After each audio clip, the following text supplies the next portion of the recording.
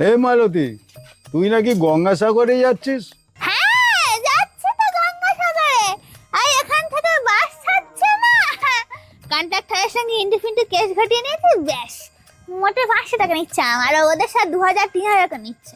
হ্যাঁ, তোর যাওয়ার দরকার আছে। লোকে যেরকম বলে না, সব তীর্থ বারবার গঙ্গাসাগর একবার, তোরটা উল্টো। গঙ্গাসাগর বারবার, সব তীর্থ একবার। কেন আমার বেলা উল্টো কেন? কেন?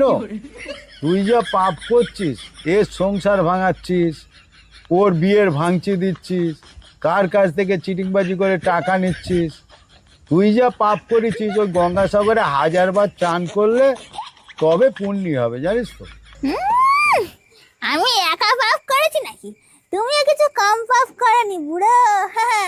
ডেট ফেল হওয়া জিনিসপত্র বেঁচে